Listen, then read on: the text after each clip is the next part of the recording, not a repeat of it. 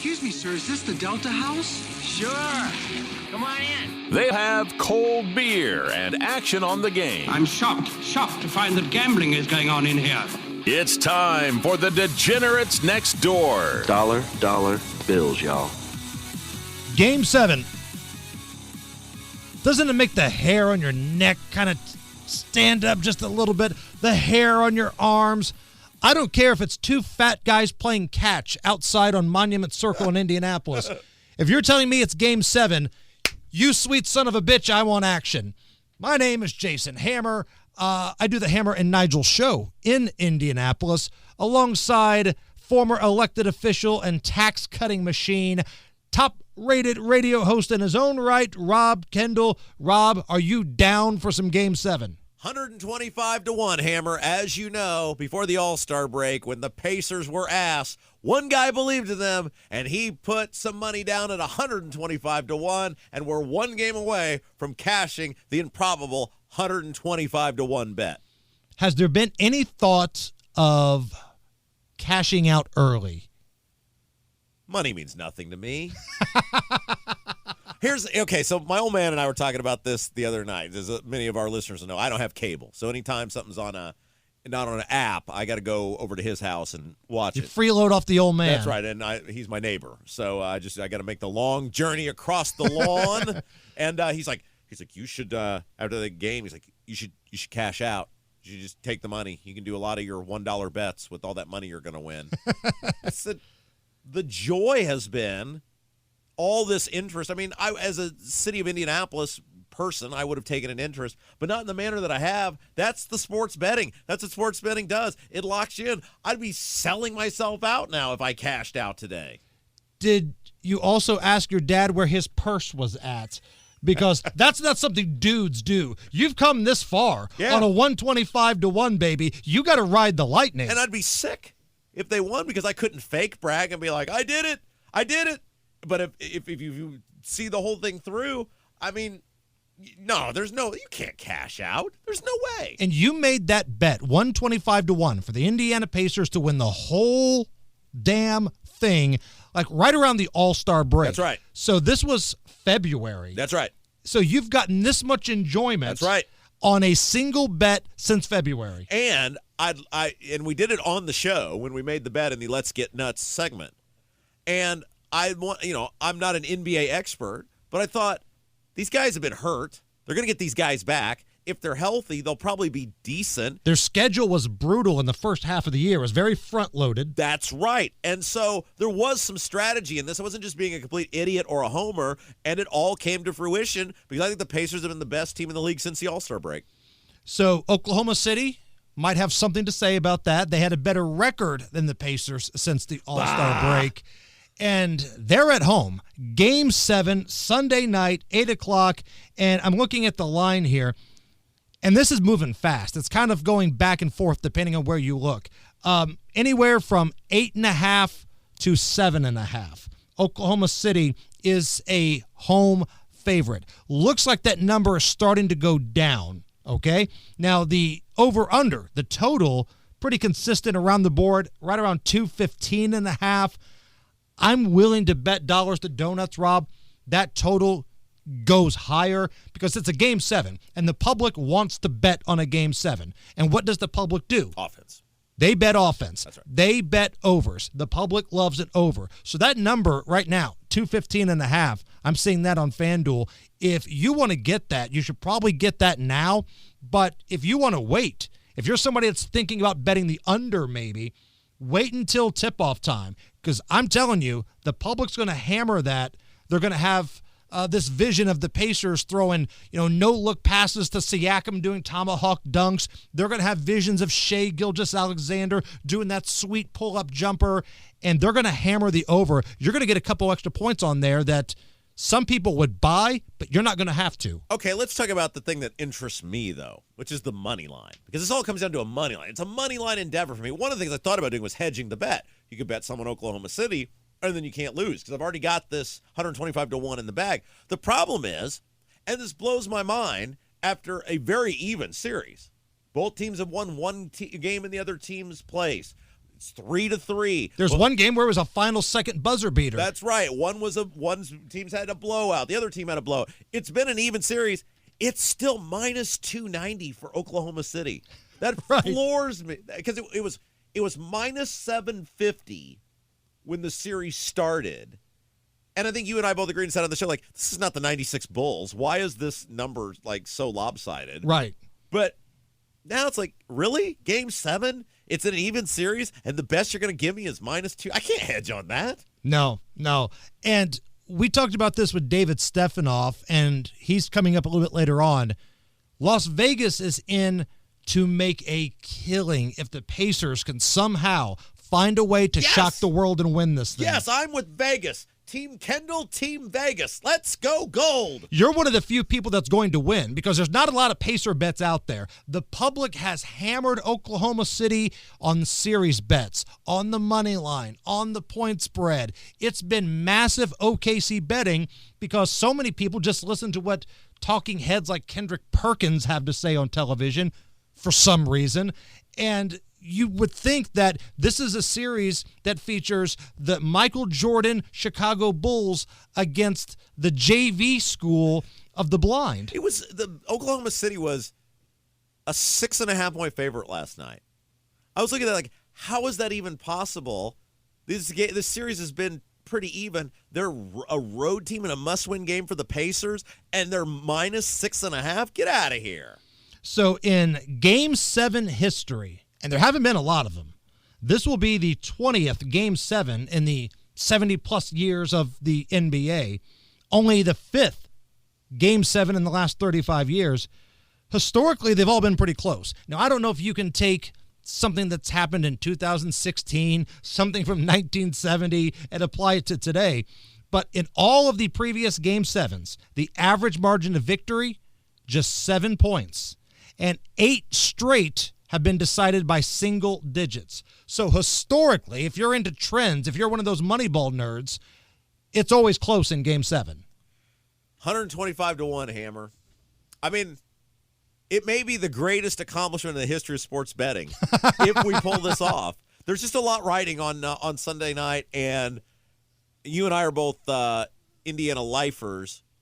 There's something special about the team you've always kind of cheered for finally making it to the tippy top of the mountain when it was so unexpected. Yeah. Like they went to the Eastern Finals a year ago and everybody thought, okay, they're good, but are they good enough to win the whole thing? Yeah. Because normally in the NBA, dudes win the championship. Yep, you're Steph Curry's, LeBron James, Jokers, they win the championship. Giannis's. But the Pacers, and see, I don't count Halliburton as a dude. He disappears too much. He's not a dude. In the final minutes, he's incredible in some of these games. But they really have just a team of very good players. And Siakam's obviously a very, very good player. And who's won a championship. So is Halliburton. But they don't have a Joker or a Curry or a LeBron or any of these types of guys. And yet, as a small market team, here they are, nose to nose with the Thunder. Our professional handicappers are going to give some free plays for you in Game 7 coming up here in just a few minutes. So you have already gotten nuts, right? We are riding the lightning of a previous Let's Get Nuts, this 125-1 Hail Mary you threw out, having the Pacers win the whole bleeping thing, as Jake Taylor once said. That's right. What if I told you there's another Get Nuts that you can do, Rob? Would you be willing to get nuts? All right. Want to get nuts?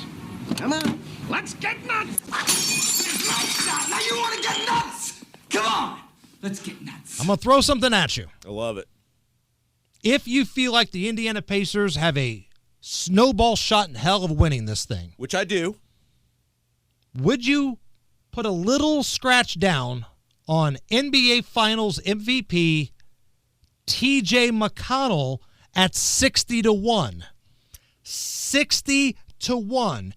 If TJ McConnell pops off in Game 7, if he has steals, if he's driving to that little elbow jumper, if he has 15 to 20 points and he's scrappy and doing white guy stuff, would you be willing to put $5 down for a chance to win $300 T.J. McConnell, NBA Finals MVP. Okay, so if you looked at the odds for the Pacers right now for their MVP candidates, it is Siakam, and then there's a huge gap between Siakam and Halliburton, and then McConnell is the next Pacer on the list. If you look at this series, especially the past two games, T.J. McConnell's the Pacers' best player. Right. And if you're thinking about this, like let's say in that first quarter in Game 7, Tyrese Halliburton re-aggravates the calf. That's right. And he has to go to the locker room. He's done. He's heartbroken. He's crying. I hope that doesn't happen. But what if T.J. McConnell goes out and carries this team to a freaking championship? Yes, T.J. McConnell is 60-1 worth a little scratch. Here's the problem. We've talked about this. T.J. McConnell. At home, he's beautiful. He's well assembled. He's a strong Broad Ripple 8.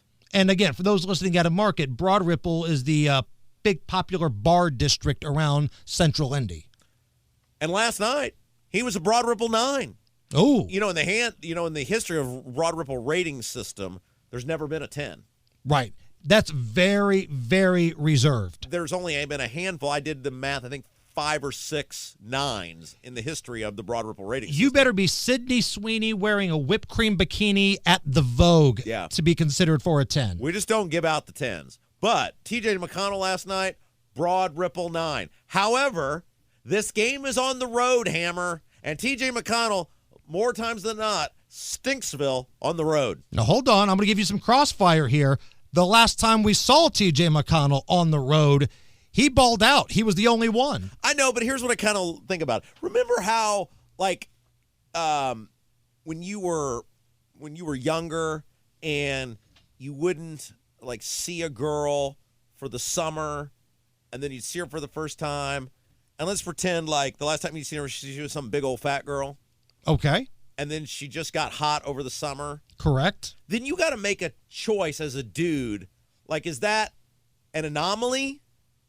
Is she going to maintain this level? Are you normally going to be this hot, or is that fat girl inside of you going to pop back out sooner or later? Was this just to impress the dudes when she got back from summer break? And that's where we got to judge McConnell on the road. Is he hot for real, or was he just trying to impress people for summer vacation being over? So the question I will bring to you, do you want to get nuts with 60-1 T.J. McConnell, NBA Finals MVP? I'm in, baby. All right. You want to get nuts? Come on. Let's get nuts. Lights out. Now you want to get nuts? Come on.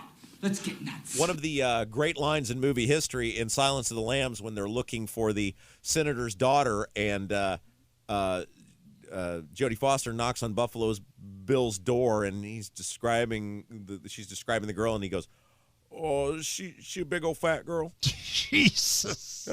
She was a bit of a bigger girl. Good Lord. I don't know how we dragged T.J. McConnell into that rubs the lotion on its skin creep fest, but that's what happens here on the Degenerates Next Door. All right, coming up next, 2 professional handicappers giving out free plays. We got Kenny Britt of KB Sports, and we've got David Stephanoff of Fall and Never Fade. They are coming up next. We are the Degenerates Next Door. Back on the Degenerates Next Door. I'm Jason Hammer. Rob Kendall is here. And let's go to the hotline right now and bring on one of our professional handicappers. He's Kenny Britt of KB Sports. KB, how are you? I'm great. Pacers Game 7. Indianapolis is buzzing. It's amazing. So I hope I'm wrong. I hope my prediction's wrong. I'm admitting it now. I hope I'm wrong. I'll eat crow. Go Pacers. You picked the Thunder in kind of an ass whipping to start this series. And here we are heading into Game 7. So let's dive right into it here. I'm looking at the numbers, again, at the time of this recording here on Friday. Oklahoma City, 8.5-point home favorite with the over-under right around 215.5. Kenny, any of those numbers stick out to you, or are you looking elsewhere? Yes, they do, actually. I like the game total. I think that total at 215.5 is just an overreaction from last night a little bit. I like the game total over, but my VIP play I'm going to be sending out as soon as we get off the phone is the first half over 105.5. Correct me if I'm wrong, or don't quote me, but I think 105.5 would have hit 4 out of the 6 games for the first half. Okay. I didn't have time. But I love the over 105.5 first quarter. I think Oklahoma City is going to come out firing on all cylinders in the first half. The Pacers are proving that doesn't startle them. They're going to go with them. I think the first half will be over 105.5 with about 5 minutes to go in the first half. And when you think about Game 7s in the NBA Finals, they don't come around very often. The last one we had, I believe, was 2016. This will be the 20th Game 7 in the NBA Finals, just the 5th in the last 35 years. And doing some math nerd stuff here, Kenny, when you crunch the numbers, and again, I don't know if you can take any sort of data from the previous years to now, but in Game 7 history in the NBA, the average margin of victory is just 7 points. Just 7. Really? So historically, these things have always been close.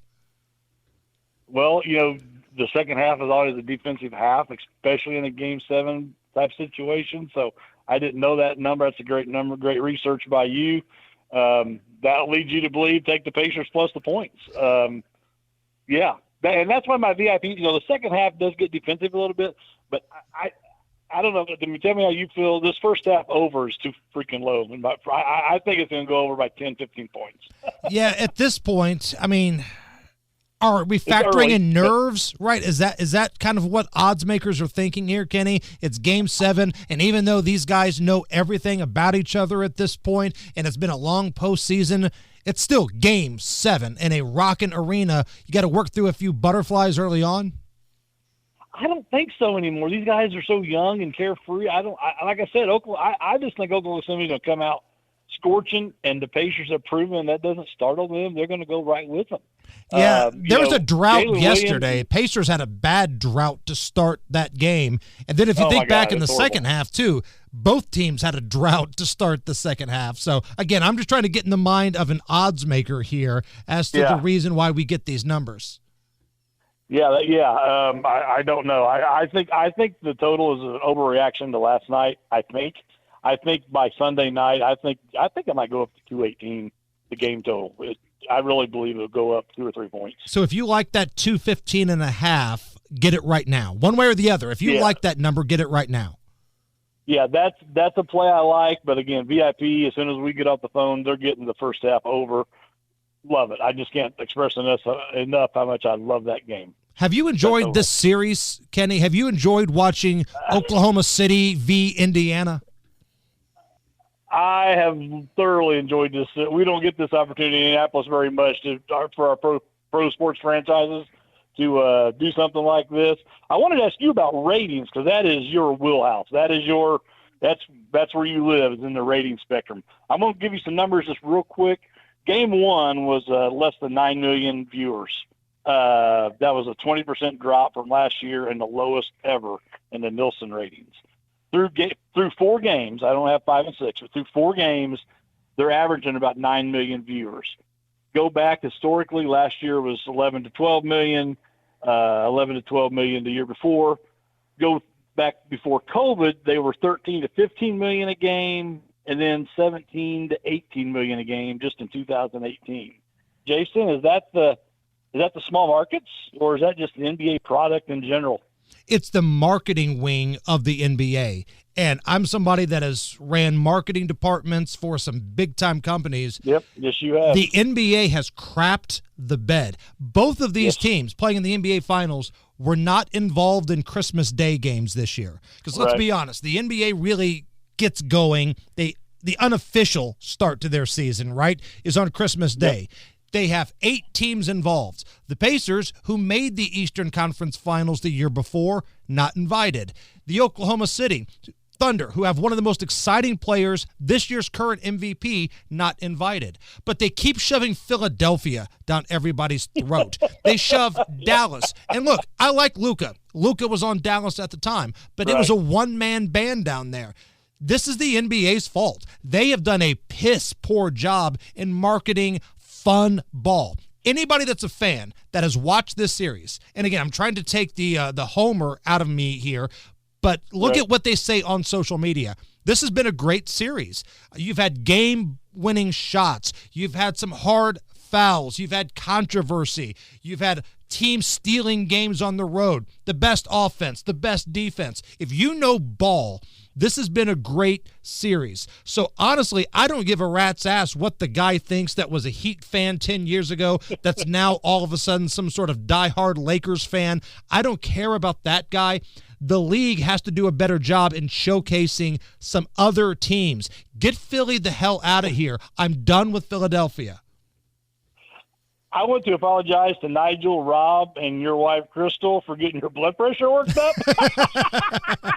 You went on, boy, you had it, boy, you was locked and loaded for that one. And, you know, either last night's game or the game before, an announcer said, and I never heard him say this before, he goes, they were talking about the Pacers, and everybody's shocked by him, but they said, remember, the Pacers were in the Eastern Conference Finals last year. This isn't a fluke. Right. And nobody has really said it that way, you know? And look at these fan bases, Kenny. Like Oklahoma City fans have showed up. Pacer fans have shown up. And another reason, if we're kind of going down this rabbit hole here, let's be honest, the broadcast on ABC sucks. You've got Kendrick Perkins. You've got Stephen A. Smith. At one point last night, I can't remember who the female anchor of this group is. She's kind of being passant saying, well, some say Indiana is a flyover state. Bitch, kiss my ass. Yeah. You know, that's only something an East Coast Knicks-loving elitist would say. And that's the feeling that you get when you watch these guys. Like, when it's TNT, you don't get that feeling. They're talking about ball. They're giving each other a hard time. I got stuck having to see Stephen A. Smith's daughter last night in the pregame show. I don't give a blue rat's ass what Stephen A. Smith's daughter thinks, Kenny. I apologize to all Hammer's wife and all of his radio guys. I apologize. But, you know, you are right about one thing. I texted you guys one of the games. I said Kendrick Perkins makes me like Stephen A. Smith. Right. Imagine being the a-hole in a room that features Stephen A. Smith. Yeah. That's hilarious. Yeah, you're right, man. So I apologize. I can feel the heat through the phone. And the wokeness in the NBA. I think it's just in general that they need to take a step back and say, listen, something's wrong. This has been a great series. You get all these young. I mean, it's not just SGA. I mean, look what Jalen Williams and Chet has done in this series and the growth they've had. And I hate to say this, but they're not let me say but they're not a team you hate yet. You know what I mean? Right. You don't hate them yet. I mean, maybe in 4 more years. The commercial they do together is, I don't know who put that together. That's terrible. But you don't hate this team yet. Right. So how can people not want to watch this series? I mean, just 23, 24, 25-year-olds up and down the court playing basketball and playing the purity of it. Right. And give them the exposure. Watching. Give these dudes the exposure. Put the Cleveland Cavaliers on national TV, too. Like, these are fun teams that rarely get a sniff, man. I'm with you. I think the Christmas Day, I knew that Christmas Day actually might be a rematch of this series. It was so good. Oh, they're going to send the Pacers to New York. There's no way we're going to get a home game out of this. They're going to send the Pacers to New York. Of course they are. Hey, Kenny, if somebody wants to become a subscriber of yours, we're in the home stretch here of the NBA, but we've got baseball and, of course, football's right around the corner. Where can they go? Yes, sir. Right now I'm on Facebook at KB Sports. I do want to say real quick, next Saturday, June 28th, pretty big day in horse racing at Churchill. They got 6 stakes races. It's called Stephen Foster Day for over $3 million in purses. A couple other big tracks going. That's Saturday, June 28th. You can get on my Facebook page if you're interested, and I'll get with you and help you out on that. And go Pacers Sunday night. Let's go. There you go. Kenny Britt, KB Sports, my man. Have a great one. You too, buddy. Thank you, guys. We're going to hear from another professional handicapper, our guy David Stephanoff of followneverfade.com. He's got thoughts on Game 7 and maybe some Wimbledon. That's right. We run the gamut around here, baby. This is the Degenerates Next Door. Back on the Degenerates Next Door, I'm Jason Hammer. Rob Kendall is here. We've heard from one professional handicapper, and now we're going to hear from another professional handicapper coming on this program, giving out free plays, because that's the way we roll here. David Stephanoff, the man behind FollowNeverFade.com, joins us. And David, the two most exciting words in sports, Game 7. Game 7 and boom, baby, is all I got to say, Hammer. Thank you for having me, though, Rob, Kenny, and Hammer. Appreciate having me on. Game 7 Sunday night is going to be epic. It's going to be pressure all on OKC. Vegas laid the trap last night. You know, everybody knows how many OKC money line tickets were crushed when Pacers went on the run last night. But, yeah, I'm ready for Game 7. How about you, Hammer? Dude, I'm fired up for it, and looks like Vegas is setting an early 8.5-point line. Thunder as a favorite. The over-under, depending on where you look, I'm looking at FanDuel right now, 215.5. So any of those numbers pique your interest? Okay, first thing, DraftKings had 7.5, like a matter about 10. As we're recording this, about 10 minutes ago, they're down to 7.5. The total for this it's kind of tricky, Hammer. But pregame, before Game 6, the total for this game was 224, and as soon as the game was over last night, they put it up at 214. And of course, I think the public hit it. Maybe the Sharks, maybe the public hit it over to 215.5. I don't know about that total, though. I think that might be tricky. Yeah, we were talking in the previous break that if you're somebody that is looking to bet the under, would you wait a few days? Maybe wait a little bit closer to game time, because people are going to want to bet Game 7. This is where the public money comes in, and they can inflate that line a little bit, and you can basically get a few extra points without having to buy anything. Yeah, most of OKC and Pacer games in the playoffs have gone over. And if you like the under, definitely wait, because like it opened at 214 and shot to 215 this morning. It's 2.5, 215.5 right now. So I think if this probably creep up to 216, 217, because day of the games, the spread hasn't moved too much, but these totals have definitely moved in one way or another. But it's not always been the right way. I know that. But if you like I like the under. That's where let's get to the play. I like the under in the game, Hammer. I like the under 214, 215. Like I said, if you said, smart guy, you'll wait maybe till tip or maybe hour before tip. You'll probably get 216, 217 at least. I like the under in this game. I think the Pacers I think all the pressure's on OKC. They had a chance last night to do it. Now they're back at home. All the pressure's on them, like we said this whole time series. When we picked OKC from the jump, Hammer. When we sat in Shelbyville, we both said, "Hey, we like Pacers money line." A couple of us guys didn't like it, but I think we got the coaching advantage. We definitely have the coaching advantage. I love the Pacers' first half here. How do you feel about the first half, Hammer? The thing that concerns me is the Pacers never get out to a great start, and that's been a trend I've seen every series, whether it's been in the first round against Milwaukee, second round against Cleveland. The Knicks weren't too bad, but we saw last night, Pacers missed like their first 8 shots. So that's what concerns me about the Pacers in the first half. Yeah, we dodged a bullet last night. Having only 2 free throws in the first 4 minutes of the game. I think we got the momentum, though. I just think the Pacers have the momentum right now. Like I think we've seen OKC falter last night. We've seen they went small. They took Hardaway out of the game to try to, and I think that helped the Pacers more when they went small, because Pascal took over even more when they went small.